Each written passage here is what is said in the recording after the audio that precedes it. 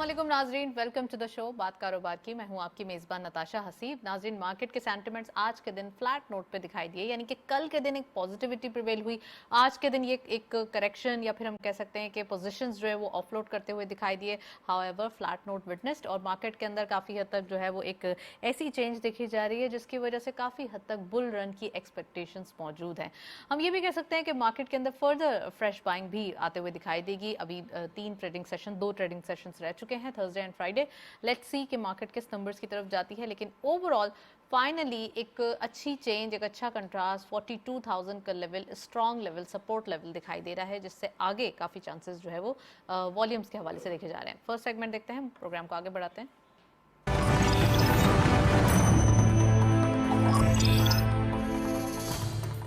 Let's have a look on daily highlights. आज की market की परफॉर्मेंस देखते चलते हैं, क्या रही परफॉर्मेंसेज। ओपन हुई मार्केट 42,373.59 के लेवल पर मार्केट की ओपनिंग हुई। हायर साइड पे मार्केट गई 42,515.63। हम कह सकते हैं एक अच्छी चेंज यहाँ पे देखी जा रही है। 42,500 psychological barrier above intraday high देखा गया। Lower was 42,274.16 and finally closer 42,348.63, यानी कि 24.96 का एक फ्लैट क्लोजर आज के दिन देखा गया।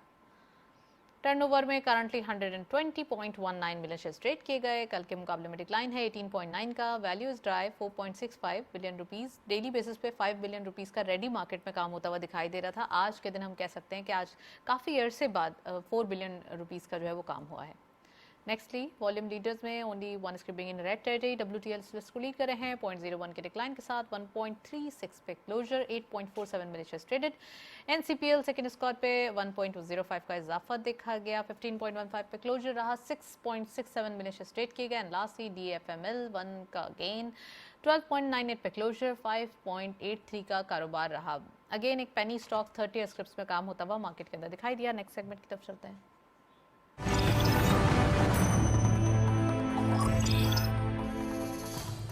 टॉपिक ऑफ द डे में आज हम बात करेंगे इकोनॉमिक ग्रोथ के हवाले से। क्या नेक्स्ट मूव्स होंगी, कितनी ज़्यादा इंपॉर्टेंट है वो नेक्स्ट मूव्स, ट्रिगर्स कौन कौन से होंगे कमिंग अहेड, जो कि ऑब्वियसली एक्सपेक्टेशंस भी है कि अच्छी चेंज आएगी दिसंबर के बाद। तो ये कितना इंपॉर्टेंट होगा इकोनॉमिक ग्रोथ में आज हम डिस्कस करेंगे। वैल्यू एडिशन एक्सपोर्ट के हवाले से बात करते हैं। रॉ मटेरियल एक्सपोर्ट नहीं करना है, वैल्यू एडिशन करके करना है। ये काफ़ी अरसे से एक इंफॉर्मेशन है या एक पैगाम है जो देने की कोशिश की जा रही है। फिर भी ज़रूरत इस बात की है कि जितनी जल्दी इसके ऊपर काम हो जाए उतना अच्छा है। तो वैल्यू एडिशन के ऊपर आज हम बात करेंगे। एडवांस सिस्टम जितनी जल्दी अडॉप्ट हो जाए उतना अच्छा होगा। New investments and venture Capitals जो कि एक अरसे से SMEs के ऊपर देखे जा रहे हैं, वो कितना ज़्यादा इंपॉर्टेंट है। अब बड़ी इन्वेस्टमेंट की ज़रूरत है। पाकिस्तान के अंदर फॉरेन डायरेक्ट इन्वेस्टमेंट होनी चाहिए। तो न्यू इन्वेस्टमेंट कौन कौन सी है आज वो भी डिस्कस करेंगे। साथ साथ CPEC के हवाले से बात करेंगे। इकोनॉमिक ग्रोथ की बात हो रही है, CPEC जो कि आप अवॉइड नहीं कर सकते। CPEC को ज़रूर डिस्कस करना चाहिए। और इतना ज़्यादा इकोनॉमिक ग्रोथ के लिए सबसे ज़्यादा एक नाम आता है, आप बड़ी बड़ी इनिशिएटिव्स लेते हैं, तो CPEC तो हमारे पास मौजूद है। इकोनॉमिक ग्रोथ में इसका क्या रोल है आज हम डिस्कस करेंगे। We have very exclusive panel. खुशामदीद कहते हैं हमारे साथ मौजूद हैं महमूद अहमद खान साहब। आप बिल्डर एंड डेवलपर हैं। अस्सलाम वालेकुम, वेलकम टू द शो। और हमारे साथ मौजूद हैं मियाँ जाहिद हुसैन साहब। आप चेयरमैन हैं नेशनल बिजनेस ग्रुप पाकिस्तान के, उनको भी खुशामदीद कहते हैं। अस्सलाम वालेकुम sir, welcome to the show. और अब से कुछ देर बाद ओवर कॉल हमारे साथ सैम अली दादा मौजूद होंगी। आप फॉर्मर प्रेसिडेंट हैं women chamber of commerce and industry Lahore की, तो उनको भी खुशामदीद कहेंगे। सो प्रोग्राम का बाकायदा आगाज़ करते हैं जाहिद साहब से। जाहिद साहब, क्या दिखाई दे रहा है economic growth, economic numbers, upcoming triggers, और ख़ास कर अगर हम बात करें कि इकोनॉमिक पॉइंट ऑफ व्यू से एडवांस सिस्टम कितनी ज़्यादा हमें नीड है कि हम एडवांस सिस्टम को जल्दी अडॉप्ट करें। देखिए, बात यह है कि पाकिस्तान में इस वक्त जहाँ तक वैल्यू एडिशन का ताल्लुक है वो बड़ी नेग्लिजिबल है। और जबकि ज़रूरत इस चीज़ की है कि हमारे यहाँ एक अच्छी खासी तादाद में, अच्छी खासी मिकदार में वैल्यू एडिशन होनी चाहिए। फॉर एग्ज़ाम्पल अगर हम कॉटन की बात करते हैं जो कि हमारी एक मेजर एक्सपोर्ट है इस वक्त, तो उसमें जो वैल्यू एडिशन है वो भी कोई ख़ास ज़्यादा नहीं है, नेग्लिजिबल है। उसमें हम गारमेंट्स तक चले गए हैं। पहले तो हम सिर्फ उसका जो धागा ही एक्सपोर्ट किया करते थे। पहले कॉटन एक्सपोर्ट करते थे, फिर यार्न के ऊपर हम आए, फिर उसके बाद कपड़े पे आए, प्रोसेस्ड कपड़े पे आए, अब हम गारमेंट पे हैं। तो पिछले 10-12 साल से हम गारमेंट भी एक्सपोर्ट कर रहे हैं और अच्छी खासी मिकदार में कर रहे हैं। लेकिन अगेन वो इतनी बड़ी मिकदार में नहीं है या उतनी ज़्यादा Right. उसमें वैल्यू एडिशन नहीं है कि जो हमें उसमें ज़्यादा मार्जिन मिल सकें या ज़्यादा हम अपने लोगों को, मैन पावर को उसमें एंगेज कर सकें। उसमें फिर प्राइसिंग है, पैकेजिंग है, प्लेसमेंट है, उसमें बहुत सारी चीज़ें हैं और उसमें हाई टेक मशीनरी है। अभी इस वक्त अगर हम बात करें तो पिछले साल जो इसमें हमें स्टेट बैंक ने टर्फ टर्फ स्कीम दी थी, फाइनेंसिंग, उसमें हाँ। तकरीबन 350 अरब रुपए की फाइनेंसिंग की थी। तो उससे हमारे यहाँ लेटेस्ट मशीनरी आई और वो लेटेस्ट मशीनरी आने से फिर हमारी वैल्यू एडिशन में उससे इजाफा भी हुआ और उससे तकरीबन 6 अरब डॉलर की हमारी एक्सपोर्ट भी बढ़ी उस लेटेस्ट मशीनरी की वजह से। अच्छा, अब बात यह है कि उसके अलावा हमारे पास जो मशीनरी है वो सारी को 20-20 साल, 25-25 साल पुरानी है। तो जब तक हम उसको मॉडर्नाइजेशन में और बैलेंसिंग में नहीं आएंगे और दुनिया के साथ नहीं खड़े होंगे तो उस वक्त तक हमारे यहाँ वैल्यू एडिशन ख़ास तौर पे टेक्सटाइल में होनी मुमकिन नहीं है। फिर दूसरी हमारे पास एक्सपोर्ट है अगर हमारी इसकी जो सॉफ्टवेयर की, तो सॉफ्टवेयर में जब हम बात करते हैं तो उसमें भी हमें अपने लोगों को ट्रेनिंग दिलवाने की ज़रूरत है ताकि हम उसमें भी तो जाहिर ज़्यादा साहब और भी सेक्टर्स हैं, not only textile and IT, surgical है, लेदर है, जो हमारे सर्जिकल है, पुराने जो सेक्टर्स पांच हैं। पांच हमारे सेक्टर हैं। देखें अब कालीन तो ऑलमोस्ट फेज आउट होता जा रहा है, चमड़ा फेज आउट होता जा रहा है, पूरी दुनिया में चमड़े की बजाय जो है सिंथेटिक लेदर जी हाँ यूज हो रहा है। सिंथेटिक लेदर आ रहा है, बल्कि उसके बाद भी वो भी फेज आउट हो रहा है। अब तो कपड़ा आ रहा है, कपड़े के जो शूज़ आ रहे हैं वो शूज़ उन्होंने रिप्लेस कर दिया है। तो इस वक्त हमारे यहाँ चमड़े की जो डिमांड है पूरी दुनिया में वो खासी कम हो गई है। तो पाकिस्तान में भी ज़ाहिर है कि जब डिमांड कम होगी तो उसके हिसाब से यहाँ पे फिर फैक्ट्रियाँ, फिर लेदर के जो मसाइल है हमारे यहाँ, फिर उसके एनवायरनमेंट के इश्यूज़ हैं, बहुत ज़्यादा प्रॉब्लम्स हैं।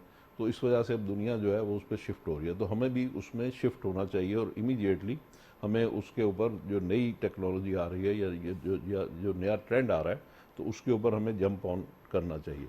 जबकि वेयर एज हम देखते हैं कि अगर आज हमारे यहाँ अगर जो कपड़े के शूज़ हैं जिसको हम जोगर्स वगैरह भी कहते हैं, उस तरह के जो शूज़ होते हैं, कैजुअल शूज़ हैं, उसको अगर हम देखते हैं तो उसकी इंडस्ट्री हमारे पास पाकिस्तान में नेग्लिजिबल है, एक दो इक्का दुक्का इंडस्ट्रीज़ हैं।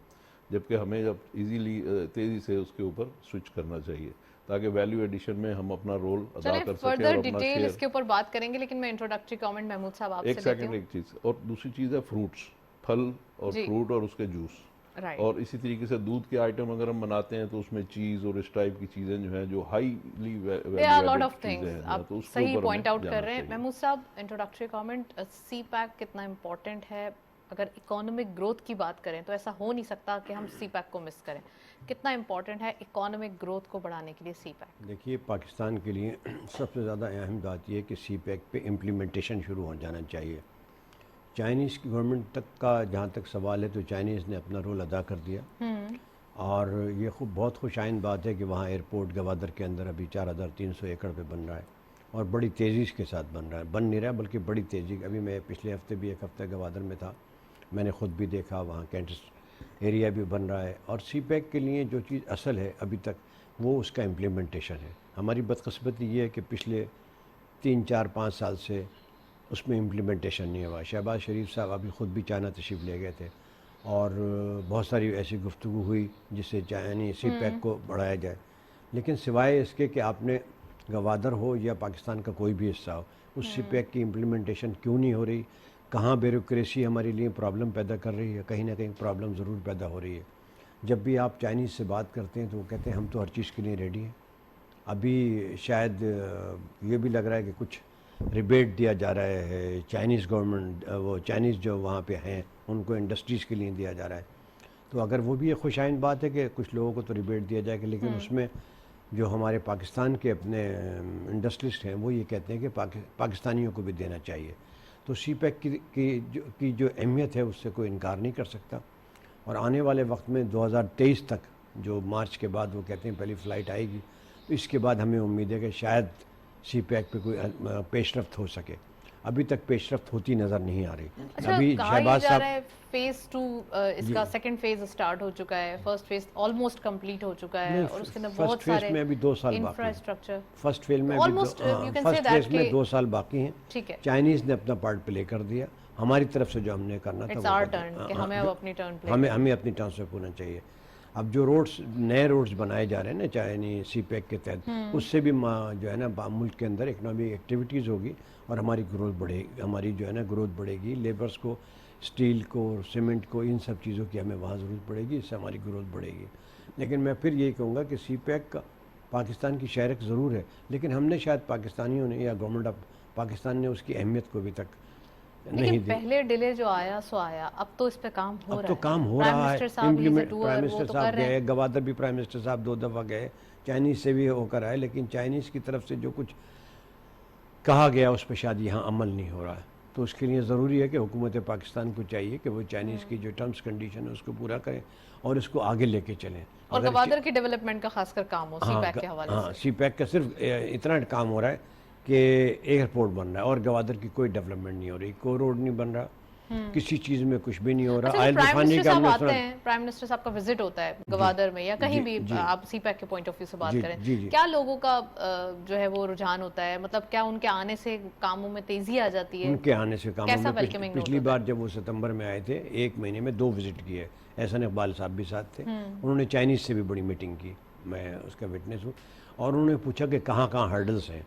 उन्होंने हर्डल्स उनको उजागर कर दी कि ये हमारी हर्डल्स हैं, आप हमें इन सब चीज़ों की। अभी शायद कुछ लॉज बनाए जा रहे हैं, स्पेशली लॉज बन रहे हैं इस गवादर अच्छा। के लिए, जहाँ असम्बली में शायद वो पास होने वाले हैं कि जिसके तहत वो इकनॉमिक जोन बनाया जा रहा है। वो इकनॉमिक जोन बनने के बाद वहाँ रिबेट दिया जाएगा तो इंडस्ट्रीज़ लगना शुरू हो Right. जाएंगी। लेकिन उसमें फिर सवाल ये होता है, क्या चाइनीज़ के अलावा कराची, लाहौर, इस्लामाबाद के जो लोग हैं वो जो वहाँ इंडस्ट्रीज़ लगाएंगे तो उनको क्या रिलीफ दे रहे हैं? अभी तक इलेक्ट्रिक का मसला आज तक नहीं हुआ, आज इस वक्त तक पानी का मसला अभी तक वहाँ पे जो होना चाहिए था वो नहीं होगा। ये तो हम पिछले 15 साल से सुन रहे हैं, होगा कब? चाइनीज़ भी यही कहते हैं ना, अगर इलेक्ट्रिक का मसला हल नहीं होगा, पानी का मसला हल नहीं होगा तो आग गवादर कैसे चलेगा? जो Right. बिल्डर्स हैं, मैं बिल्डर्स की पॉइंट ऑफ व्यू से बता दूं आपको, जो बिल्डर्स हैं जो वहाँ 15 साल से बिल्डर्स बैठे हैं वो अपने लोगों को क्या जवाब दें? तो गवर्नमेंट Right. ऑफ पाकिस्तान को चाहिए सी पैक के साथ साथ उस पर अमल दरामद भी शुरू करें। जाहिद साहब, महमूद साहब ने काफ़ी डिटेल चीज़ें बताई हैं। एक तो वहाँ समंदर है तो इन्होंने कहा पानी के मसले सॉल्व नहीं हो रहे, तो क्या पानी के मसले, मतलब इतना करीब समंदर है तो क्यों इश्यूज़ हैं? दूसरा ये कि अगर इंटरनेट या डिफरेंट जो कि फैसिलिटीज़ हैं वो वहाँ पर मुहैया की जाएँ। प्राइम मिनिस्टर साहब आ रहे हैं, विजिट कर रहे हैं, वादे हो रहे हैं, क्या काम नहीं हो रहा? और फिर अगर खुद अभी तेज़ी से हो रहा है तो पहले ये तो उनका फॉल्ट नहीं है अगर देखिए, नहीं मैं हुआ। इसमें गुजारिश करूँ, सी पैक की जो बिगनिंग हुई थी पाकिस्तान में, पहले तो उसमें ही हर्डल क्रिएट किए गए, उसके बाद वो हो गया तो उस वक्त कोई 42 अरब डॉलर के एग्रीमेंट साइन हुए जी। थे, जो बढ़ते बढ़ते कोई 62 अरब डॉलर तक गए। और उसके बाद जो चाइना ने एक एग्रीमेंट किया है ईरान के साथ, वो कोई 250 अरब डॉलर का है, ठीक है, जबकि पाकिस्तान उनका करीबी दोस्त है और वो 65 अरब डॉलर को ही पूरी तरह तकमील तक नहीं पहुंचा सका। और उसके बाद जो पिछली गवर्नमेंट आई तो उन्होंने उसको 3 साल से बैक बर्नर पे डाल दिया सी पैक को। अच्छा, अगर सी पैक अपने ओरिजिनल प्रोग्राम के मुताबिक काम करता तो उससे हमारा जो राहदारी की मद में जो हमें पैसे मिलने थे, बेल्ट एंड रोड इनिशिएटिव। क्योंकि तकरीबन कोई 2600 किलोमीटर चाइनीज़ ने यहाँ पे मोटरवेज बनाए थे नवाज शरीफ के दौर में, तो वो अगर प्रॉपर उनके ऊपर काम किया जाता, और 9 इकनॉमिक जोन बनने थे, 9 इकनॉमिक जोन में से सिर्फ एक के ऊपर काम का आगाज़ हुआ है। सी पैक के ऊपर सियासत नहीं होनी नहीं, चाहिए, बाकी सी पैक 8 को बिल्कुल सियासत से हटा के। बाकी 8 इकनॉमिक जोन जो हैं उनके ऊपर काम का अभी आगाज़ ही नहीं हुआ। तो अब अगर वो इकनॉमिक जोन बन जाते, 3 साल 4 साल बड़ा अरसा होता है, एग्जैक्टली वो अगर बन जाते, कितने बिजनेसेस हो जाते हैं, इंडस्ट्रीज लग राहदारी का जाती हमें हैं। बिजनेस मिलना शुरू हो जाता, तो इससे सिर्फ इसी चीज़ से 2% हमारा जीडीपी इंक्रीज होना था और 2% लाखों is हजारों huge लोगों actually. को इससे रोजगार मिलना मिलता था। अच्छा, फिर ये कि चाइना की जो सनसेट इंडस्ट्री है, क्योंकि वहाँ तो इमीडिएटली वो एडवांसमेंट करते हैं ना, हमारे यहाँ तो एडवांसमेंट नहीं होती, हम तो फॉलो करते हैं और वो भी 10-10 साल पीछे हम चल रहे होते हैं। वहाँ एडवांसमेंट होती है तो वहाँ इनोवेशन होती है, तो उनकी जी। जो सनसेट इंडस्ट्री होती है, यानी जो 1-2 साल पुरानी इंडस्ट्री हो जाती है, वो उसको फेज आउट कर देते हैं। तो वो जो फेज आउट इंडस्ट्री, हम तो 20 साल पीछे चल रहे हैं ना, तो जो 1-2 साल पुरानी इंडस्ट्री है वो भी अगर यहाँ पे लगाई जाती, जो हमारे इकोनॉमिक जोन हैं, तो चाइना तो उसके पास, उनको तो चाहिए कि कोई ना कोई वो मशीनरी ले जाए उनकी, तो वो यहाँ पे अगर लगाई जाती, उनको इन्वेस्टमेंट अपॉर्चुनिटीज़ प्रोवाइड की जाती, तो उससे भी हमें यहाँ पे लोगों को रोज़गार भी मिलता और हमारी एक्सपोर्ट भी बढ़ती। अब मिजरी ये है कि ग्वादर की हम बहुत ज़्यादा मार्केटिंग तो करते हैं, मगर ये कि ना तो वहाँ पीने का पानी है, समुंदर का पानी तो है, वो तो नहीं पी सकते, तो उसके लिए तो आपको डिसैलिनेशन प्लांट्स चाहिए एग्जैक्टली। ताकि उस पानी को पीने के काबिल बनाया जाए। फिर इसी तरीके से वहाँ पे आपके पास बिजली नहीं है, बिजली जब भी हम बात करते हैं इकोनॉमिक ग्रोथ की, और गवादर हमें एक वहीं पे हमारी सारी चीज़ें नज़रें जो है वो फोकस होती हैं, वो इस वजह से कि वो एक ऐसी एक बिग फिश है जिसको जितना जल्दी आप कैप्चर कर लें उतना आप उससे पर्क्स ले इस सकते एरिया हैं। में सबसे बड़ी डीप सी पोर्ट है वो, इतनी बड़ी डीप सी पोर्ट और कहीं नहीं है। तो और हमारे वार्म लिए वाटर है ये। हमारे लिए एक बड़ी बंडल ऑफ अपॉर्चुनिटीज़ है, तो उससे हमें फ़ायदा उठाना चाहिए। मगर अभी 1 साल पहले तक तो वहाँ पे कस्टम की फैसिलिटीज़ ही नहीं थी कि अगर आप कुछ वहाँ से इंपोर्ट कर लें तो यानी कमर्शियल बेसिस पे, तो कस्टम फैसिलिटीज़ अवेलेबल नहीं थी। सिर्फ और सिर्फ वहाँ पे इस वक्त जो गवर्नमेंट के कार्गोज़ हैं, वीट वगैरह के जो बड़े बड़े कार्गोज़ हैं, सिर्फ वही वहाँ पे अभी अनलोड हो रहे हैं। तो इस तरीके से अगर हम एक फुल स्विंग में अगर उस चीज़ को सी अच्छा, पैक को अब तो चलाएं। वहां पर सामान आ रहा है, मदरशिप्स आ रही हैं और जी वो काफी आ वो रहा है, सब ऑफलोड कर गवर्नमेंट रही हैं। गवर्नमेंट की आ रही है ना, गवर्नमेंट के कंसाइनमेंट्स आ रहे हैं, ओके। वीट वगैरह और इस तरह की चीज़ें। अच्छा, फिर रेलवे का मंसूबा, रेलवे का जो ML1 है जो उनका प्रोजेक्ट है, तो वो अगर तो होता वो तो तो ये चाइना सारी, चाह रहा है ना, वो या तो वो हो भी जाए चाह रहा है और हम भी कराची चाह टू रहे हैं, पेशावर। हम भी चाह रहे हैं। हाँ। तो लेकिन हमने इस सारी चीज़ को बैक बर्नर पे रखा हुआ था। तो अब वो अगर हो जाता तो हमारा ये रेलवे का जो ट्रैक है सारा, ये एक तो रिप्लेस होना था और ये एक 2 वे होना था। अभी हमारा सिंगल ट्रैक है, तो ये होता तो हमारी रेलवे में भी इनकलाब आ जाता, और रेलवे से हमारी बार बर्दारी जो है, हमारी जो कार्गो शिपमेंट्स हैं, हमारी जो पैसेंजर ट्रेन हैं, राइट। उसमें हमें बड़ा फ़ायदा मिलता। उसमें टाइम हमारा कर्टेल हो जाता, यहाँ से लाहौर तक के ट्रैवल में हमारा टाइम 4-5 घंटे रह जाता। तो ये सारी चीज़ें जो हैं, देखिए ये सारी चीज़ें कंसीव तो हो चुकी हैं, और ये कोई रॉकेट साइंस भी नहीं है, दुनिया में ये सब कुछ चल रहा है। हमारे यहाँ जब तक हम ये लेग पुलिंग बंद नहीं करेंगे और चीज़ों को प्रोफेशनली रन नहीं करेंगे, और लोगों के नाम के ऊपर हम बात करते हुए और उसी को इग्नोर कर देते हैं और उन्हीं सारी चीज़ों को हम बैक बर्नर पे डाल देते हैं, तो उससे नुकसान होता है। अब Right. ज़रूरत इस चीज़ की है कि इन सारी चीज़ों को रिवाइव किया जाए। अब प्राइम मिनिस्टर जो है वो चाइना का विजिट भी कर चुके हैं, अभी दोबारा उन्होंने विजिट करना है, ग्वादर वो 2 दफ़ा विजिट कर चुके हैं। ये सारी कुछ एक्टिविटीज़ वो कर रहे हैं, लेकिन अब इनके जब चीज़ों को आप एक दफ़ा रोक देते हैं, स्टैंड स्टिल कर देते हैं, तो Right. उनको रिवाइव करने में टाइम लगता है। पॉइंट टेकन महमूद साहब। मैक्रोज यानी कि अपर लेवल पर सारा काम हो जाता है, फिर कहाँ डिले आता है? प्राइम मिनिस्टर इज कीन के काम करो, जल्दी से काम होना चाहिए, वो इम्प्लीमेंट करने का बोल रहे हैं, फिर कहाँ डिलेज आते हैं? देखिए, क्यों जैसे इतनी रिफ्ट्स क्रिएट हो मैं जाती आपसे हैं? अर्ज करूँ, जो अभी रेलवे की बात मियाँ साहब ने फरमाई ना, तो ये काम हमें 10 साल पहले कर लेना चाहिए था। गवर्नमेंट ऑफ पाकिस्तान को, गवर्नमेंट ऑफ बलूचिस्तान को वो जगह जो लैंड थी उनको दे देना चाहिए थे, या रेलवे को वो बाई कर लेना चाहिए थे। अभी तक वो रेलवे जो है जगह तलाश कर रहा है।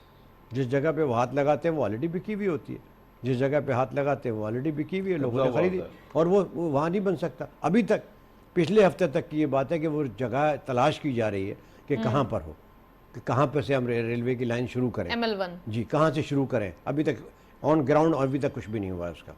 और हालांकि अगर चाइना की बात करें तो चाइना- वहाँ पे तो फास्टेस्ट ट्रेन वहाँ तो मौजूद वहाँ तो है, पता नहीं वहाँ क्या कुछ है, regional जाने क्या पूरी connectivity पे दुनिया, काम हो रहा है। पूरी दुनिया में ट्रेनिंग सिस्टम जो है ना, Right. ना नहीं ऐसा सिस्टम है कि पूरी दुनिया जो है ट्रेनों पे चलती है ना, हर शहर को बनाने के लिए, लेकिन वहाँ कुछ भी नहीं। एक और बात थी कि अभी ये खबर आई थी कि सऊदीज़ वहाँ पे ऑयल रिफाइनरी लगा रहे हैं, जी बिल्कुल, लगा रहे हैं, 12 बिलियन लेकिन डॉलर्स की। बदकिस्मती हमारी ये थी कि वो दौरा ही मनसूख हो गया, वो दौरा मनसूख हो गया।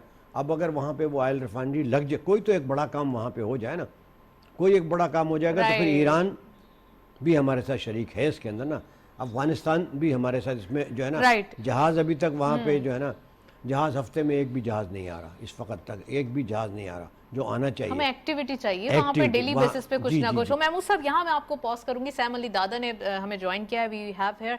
तो सैम अली दादा, वेलकम टू द शो। क्या कहेंगी? वैल्यू एडिशन के ऊपर बात कर रहे हैं, वैल्यू एडिशन बहुत नेसेसरी है, एक्सपोर्ट के नंबर्स बढ़ाने हैं। हम डेली बात करते हैं कि इंपोर्ट और एक्सपोर्ट का गैप कम होना चाहिए, एक्सपोर्ट बढ़ानी है, उसी को बूस्ट करना है, और यही सोल्यूशन है। अब इनोवेशन चाहिए, सिस्टम को एडवांस करना है।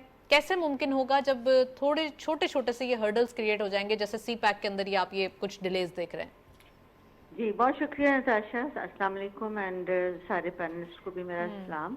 आपने जो एक्सपोर्ट की बात की, देखिए पहले तो हमें एक्सपोर्ट की बेसिक डायनामिक्स को समझना पड़ेगा कि हमने सप्लाई चेन क्या बनाई है, हमने प्रोक्योरमेंट का सिस्टम कैसे रखा है। एंड सबसे इम्पॉर्टेंट चीज़ है कि हमारे यहाँ पर, जो मैं यूजुअली बिजनेस कम्युनिटी के हवाले से बात करूँगी, तो बहुत ज़्यादा ये एक प्रॉब्लम आ रहा होता है कि आप ऑर्डर की डिलीवरी टाइम पर नहीं कर रहे होते। तो अब जब एक्सपोर्ट को हम बढ़ाने की बात करते हैं, हम चाहते हैं कि गवर्नमेंट इसके अंदर इन्वॉल्व हो। गवर्नमेंट अपनी सपोर्ट देने को अगर तैयार हो भी जाए तो हमें अपने हिसाब से भी देखना है कि हमारे जो लोग हैं, वो जो स्टेक होल्डर्स हैं, वो उसको किस तरीके से आगे लेकर के चल रहे हैं। यहाँ पर एक प्रॉब्लम और भी आ रहा है। और देखिए, मैं ये चाहती हूँ कि आप सिर्फ पाकिस्तान के नैरेटिव की बात ना करें, आप इंटरनेशनल नैरेटिव की बात करें। पूरी दुनिया में दो वजूहात की बात से एक ओवरऑल इन्फ्लेशन कह लें आप, या एक इस चीज़ का देख लें कि एक है after pandemic, number 1, and number 2 after Ukraine Russia जो क्राइसिस है, उसके बाद पूरी दुनिया के अंदर एक जो है वो आप ये समझ लीजिए कि कारोबार में अदम इस्तेहकाम भी है, ओवरऑल रीजन के अंदर इंस्टेबिलिटी भी है, और पॉलिटिकल पॉलिटिक्स जो है इस वक्त वो हमारी इस वक्त पीक पर है।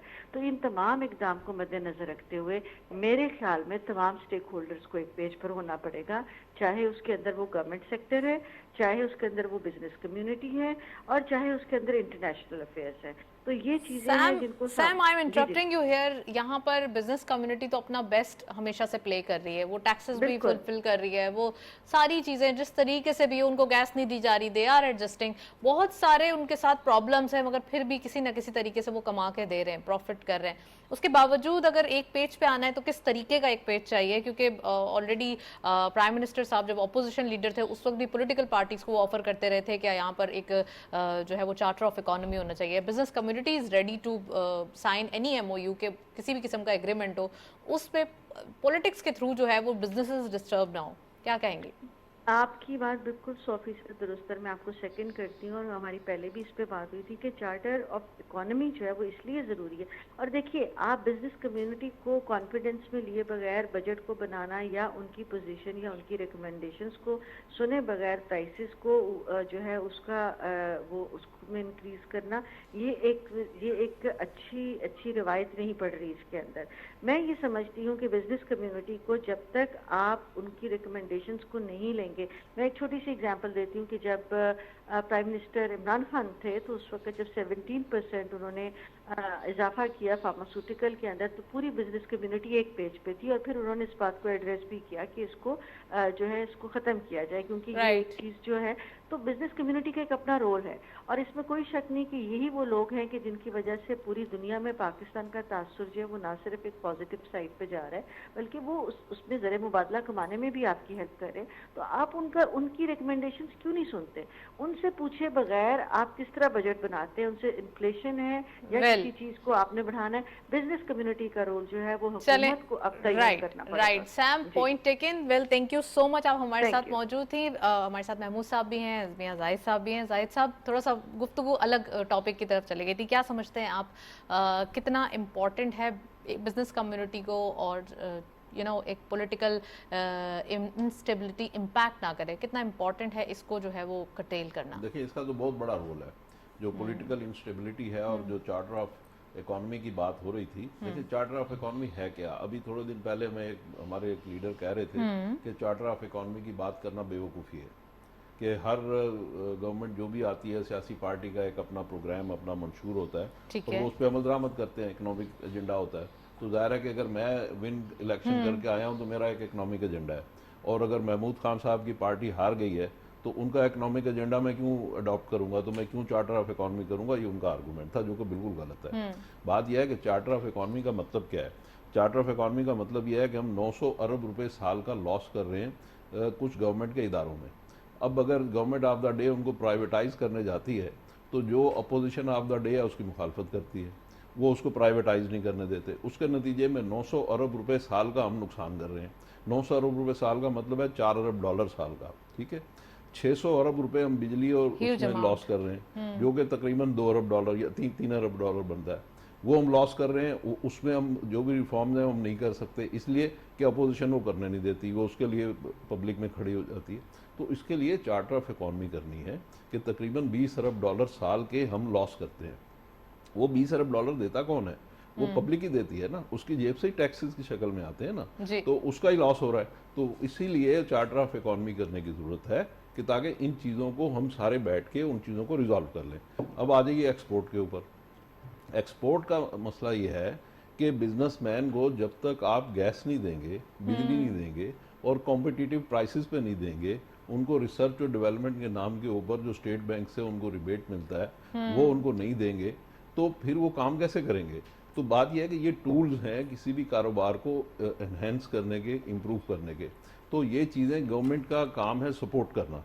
तो गवर्नमेंट अगर सपोर्ट करेगी तो यही बिजनेस कम्युनिटी जो है वो अगर 30-32 अरब डॉलर की एक्सपोर्ट कर रही थी, अब एक्सपोर्ट कदरें कम होती जा रही है हमारी। उसकी बुनियादी वजह यह है कि इंटरनेशनल रिसेशन है। अब रिसेशन में जब हमारी मार्केट श्रिंक हो रही है तो इसका मतलब है कि हमें एग्रेसिव होना है, ताकि जो हमारे कॉम्पिटिटर्स हैं उनका शेयर भी हम हाई ले एफर्ट्स करनी है, राइट? उनका शेयर भी हम ले लें, तब हमारी सस्टेन करेंगे ना। हमारी तो एक्सपोर्ट है ही बहुत थोड़ी सी। तो फॉर एग्जांपल जिनकी 200, 300, 500 अरब डॉलर की एक्सपोर्ट है, उससे हम 2-4 अरब डॉलर छीन लेंगे तो हमारा फर्क तो नहीं बहुत बड़ा पड़ेगा, राइट? उनको नहीं पड़ेगा, लेकिन हमें हाँ। बहुत फर्क पड़ेगा। तो उसके लिए हमें एग्रेसिव मार्केट करनी होगी। एग्रेसिव मार्केट आप कर नहीं सकते जब तक कि आपको गवर्नमेंट आपके साथ पूरी तरह, और थोड़ा सा कंपटीशन भी बिल्डअप करना होगा। एग्जैक्टली। एग्रेसिव मार्केट यही मतलब है कि वो जब तक आप ये सब चीज़ें नहीं करेंगे, गवर्नमेंट की सपोर्ट नहीं होगी, Right. उस वक्त तक आप ये सारे काम कर नहीं सकते। तो ये ज़रूरी है इस चीज़ के लिए कि गवर्नमेंट इन चीज़ों को समझे। बिजनेसमैन अपने लिए नहीं मांग रहा, बिजनेसमैन मांग रहा है एग्रेसिव मार्केटिंग के लिए। उसको ये देंगे तो वो फिर सेल में नहीं करेगा और सेल्स करके लाएगा। इसी तरीके से फिर आप वैल्यू एडिशन है, इसी तरीके से आप उसकी रिसर्च एंड डेवलपमेंट है, इसी तरीके से उसकी मॉडर्नाइजेशन है। तो हर चीज़ के लिए आपको पैसा चाहिए, और पैसे के लिए गवर्नमेंट की सपोर्ट, गवर्नमेंट टैक्स लेती है, टैक्स लेके खर्च कहाँ करती है? बिल्कुल। तो इन्हीं चीज़ों में खर्च करती है इन्हीं ना। चीजों में खर्च किए जाते हैं। महमूद हमारे साहब, एक सेकंड, Right. हमारे यहाँ अलमिया ये है कि गवर्नमेंट टैक्स लेके Okay. जो सही जगह पे खर्च करने की बजाय जो लॉस मेकिंग एंटरप्राइजेज हैं उनमें पैसे डालते नहीं हैं। नहीं सर, एग्रीकल्चर के ऊपर दिया गया है। महमूद साहब प्लीज इसके ऊपर कमेंट कीजिए। किसान पैकेज दिया जा रहा है, एग्रीकल्चर के ऊपर जो है वो लीनियंसीज दी जा रही है। Subsidies obviously we are not allowed कि IMF के आप मुआहदे में हैं, तो कहाँ से आप जो है वो सब्सिडीज देंगे? किसी ना किसी तरीके से कोशिश तो की जा रही है ना। पहला मैं आपसे अर्ज करूं, किसी भी मुल्क की तरक्की के लिए पॉलिटिकल स्टेबिलिटी बहुत ज़रूरी होती है। हमारे मुल्क की बदकिस्मती है कि पिछले 4-6 महीने से तो हम बिल्कुल ही जो है हर रोज़ एक नई खबर आती है, हर रोज़ एक नई खबर आती है, पॉलिटिकल स्टेबिलिटी नहीं है। अब हमारे एक्सपोर्टर्स जो है ना वो परेशान है कि वो अपने कमिटमेंट पूरे नहीं कर पा रहे। क्यों? हमें यहाँ जो सहूलियात एक्सपोर्टर्स को मैसर थी वो नहीं है। वो जब नहीं आए तो वो आगे कमिटमेंट पूरा नहीं कर सकते।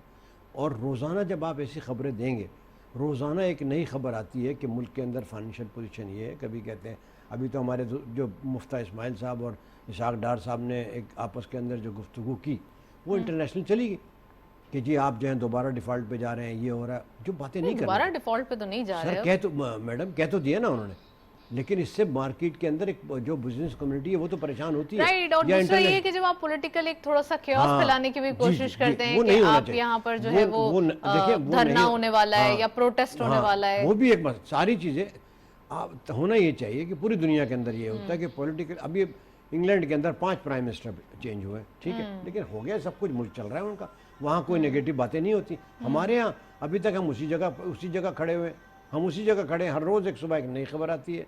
आपकी पॉलिटिकल स्टेबिलिटी आपको लानी पड़ेगी।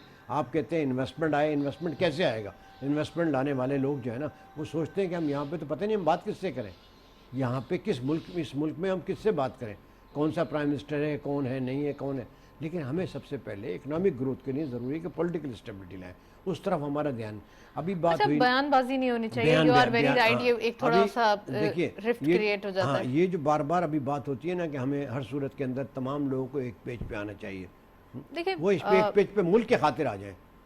आप अपनी पॉलिटिकल चीज़ें अलग करते हैं, इस मुल्क के खातिर तो आ जाए ना। अच्छा महमूद साहब, बहुत अनपॉपुलर डिसीजंस लिए गए, पेट्रोलियम प्राइसेस बढ़ाई गई, अवाम ने भी बोला कि नहीं ऐसा नहीं है, फिर भी अपनी सियासत को छोड़ के रियासत के ऊपर डिसीजंस तो लिए वही गए। बात कि प्राइम मिनिस्टर साहब, अगर आप मुल्क से नहीं खेले ना, अभी तो मैं ये कहता हूँ कि हमारे तमाम सियासतदान मुल्क के साथ खेल रहे हैं कि भाई अगर आपने इसको स्टेबिलिटी नहीं दी तो फिर हम कहाँ खड़े होंगे? आप अपनी गुजरी हुई इसीलिए ये कोशिशें की जा रही हैं कि लॉन्ग टर्म आपके पास पॉलिसीज हों, और वही पॉलिसीज आप जो है वो तरीके से फिर आगे जितना वक्त है गवर्नमेंट जो है वो जब अपना टाइम पूरा करे और तरीके से इंटरिम सेटअप आए वो भी इसको आगे लेके चले, और जो हमारी पॉलिसीज हैं खासकर इकोनॉमिक पॉलिसीज वो डिस्टर्ब ना हो, जिसकी वजह से हमारे बिजनेसेस चल रहे हैं। बिल्कुल, साहब, एक इशू है कि एम्प्लॉयमेंट जनरेट करने की बात करते हैं। आप समझ रहे हैं कि अभी हमें ये बॉन्ड का इशू आ रहा है और 7 दिसंबर तक ये फुलफिल करना है। अगर ये बॉन्ड हमने नहीं किया जो तो इशू हो जाएगा।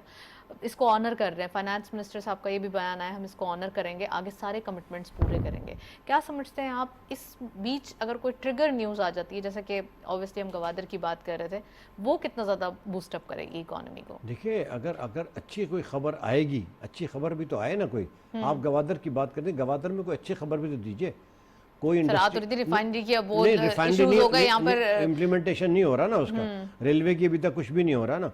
अच्छा, अभी तक वहाँ पे कितने शिप आ रहे हैं, वीकली कितने शिप आ रहे हैं और कहाँ से आ रहे हैं? गवर्नमेंट के भी अपने जो शिप आ रहे थे वो भी आने ख़त्म हो गए, जो अफगानिस्तान से वहाँ आ रहे थे वो भी आने ख़त्म हो गए। ये गवादर की जो सी पोर्ट है दुनिया की तीसरी गहरी सपोर्ट है दुनिया की, पूरे वर्ल्ड के अंदर, लेकिन हमने उससे कोई फ़ायदा नहीं उठा रहे ना। हम सियासत कर, हम उससे उस पर सियासत कर रहे हैं और हम फ़ायदा कुछ भी नहीं उठा रहे। हमने अगर वहाँ बड़े बड़े शिप लाने हैं तो उसके लिए हमें लोगों से ताल्लुकात रखने पड़ेंगे ना। वो हम अपने मुल्क की सतह पे ताल्लुकात रखना नहीं चाहते, हम अपनी सियासत खेल रहे हैं वहाँ पे भी। अच्छा, मुसद्दिक मलिक साहब मॉस्को में मौजूद हैं, अब तो रशियन ऑयल की भी बात की जा रही है। अब रशियन अल्लाह करे ऑयल वो कामयाब हो जाए। राइट, जो इंडिया को पेमेंट जिस मिली रेट पे है, दिया जा जिस रेट पे दिया जा रहा है उसी पे बात की जाएगी और प्रॉपर्ली ऐसे काम तो हो ही रहे हैं, फिर रिफाइनरी भी लगेगी, जाहिर सी बात है। बिल्कुल, तो फिर आप इंडिया से अपने जो ताल्लुकात हैं वो भी ठीक कर लीजिए। आपके यहाँ से जो है ना फ्रूट और सब्जियां किस रेट पे जा रही हैं और वहाँ किस रेट पे, हाँ। आप उसको भी कंसिडर करें। उस पर भी सियासत जो लोग कर रहे हैं गलत कर रहे हैं, क्योंकि इंडिया से अगर आप खोल सकते हैं तो हमारी जो वेजिटेबल है उसमें थोड़ा सा फर्क तो पड़ेगा, आम आदमी को कुछ तो रिबेट मिलेगा ना। आप वो भी करने को तो कोई भी करने को तैयार आपने है। इतने टफ मुआहदे भी कर दिए आईएमएफ से, आपने सारे रास्ते भी बंद कर दिए और पब्लिक भी परेशान कर पब्लिक भी दी। परेशान है। कुछ तो रिलीफ, अगर इंडिया का बॉर्डर खोल दिए में कुछ लोगों के साथ टर्म्स कंडीशन तय करने के बाद वेजिटेबल को आप आने दें तो कुछ तो आप, अब उसमें भी सियासत हो रही है। अगर इन सब चीज़ों से सियासत को हटा दें, मुल्क के खातिर सारे लोगों को एक पेज पे आना चाहिए। जब वो एक पेज पे आएंगे तभी मुल्क तरक्की करेगा। अगर हम सिर्फ सी पैक को देखें, सी पैक के मामला में भी पिछले 3-4 साल क्या हुआ, बहुत सारी बातें ऐसी हैं जो लोगों के बिल में है, हमारे बिल में, लेकिन उसको पीछे डाल दिया गया ना। क्यों डाला, किसने डाला, डेट्स अनदर थिंग।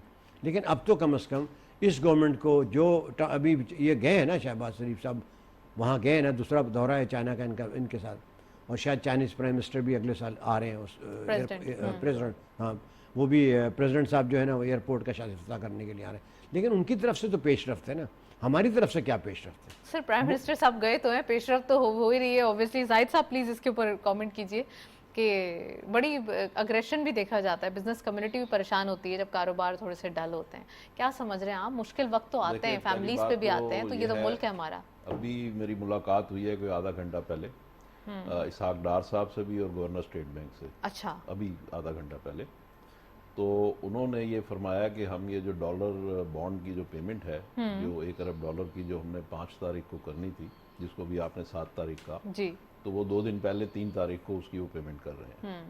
7 तारीख को हाँ, एक्सपायर हो जाएगा ना फिर। तो वो 3 तारीख को, यानी कल परसों, कल फर्स्ट है शायद जी, तो बस 3 तारीख को गवर्नर स्टेट बैंक ने बताया कि हम उसकी और दे 3 आर तारीख को ऑनरिंग इट एक्चुअली, वो पेमेंट कर रहे हैं। दूसरी बात इसहाक डार साहब ने ये कही कि कोई डिफ़ॉल्ट का कोई किसी किस्म का भी कोई इम्कान नहीं है और कोई किसी को पैनिक करने की ज़रूरत नहीं है। तीसरी बात जो इसहाक डार साहब ने भी बताई वो मुसद्दिक मलिक साहब के हवाले से, तो रशिया के हवाले से, हाँ कि वो रशिया जो गए हुए हैं तो वहाँ से ऑयल की परचेज़ के हवाले से, तो उनका जी उसके ऊपर पहले बहुत सारे प्रॉब्लम्स थे कि हमें वहाँ से ऑयल ख़रीदने में कुछ मामला थे मुश्किल, जो कि इंटरनेशनल कम्युनिटी से हमें उसमें प्रॉब्लम्स थे, तो लेकिन वो हमने रिजॉल्व कर लिए हैं।